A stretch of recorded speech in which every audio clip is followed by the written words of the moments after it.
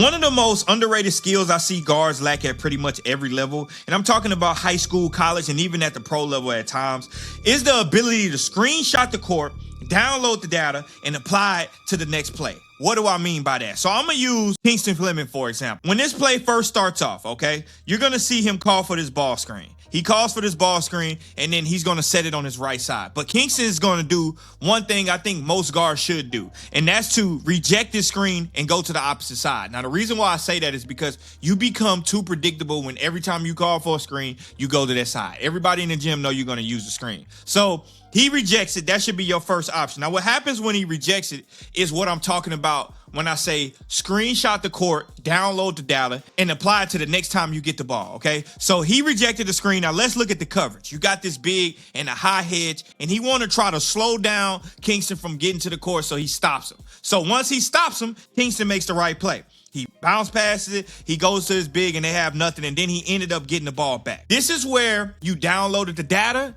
and you can use it on your next play. So same concept. Here comes the screen coming up, and guess what? What I tell you last time, anytime you get a screen, the guard's going to start jumping it, so he's going to end up rejecting it this time, and once he rejects it, here comes the big again. Last time, he stopped his dribble and he passed it. This time, watch his read. He goes into a split, and now he's all the way at the basket, and he gets an and one layup. That's a perfect example of what I'm talking about, downloading the data and actually using it to the next possession. Now, you can download the data even without the ball. You can watch what your teammates do, and you cannot make the same mistake. So, for example, here comes the ball screen. He ended up rejecting the ball screen. Now, let's look at the coverage again. You got this big who wants to slow down the ball, but this is where your pace has to come into play at. So, the guard's going to decide to keep going, and then it feels like a double because you didn't get your pace down. You didn't recognize what type of coverage it is. It's not really a double. It's just you're going so fast, it feels like a double. So instead, you pick the ball up, right?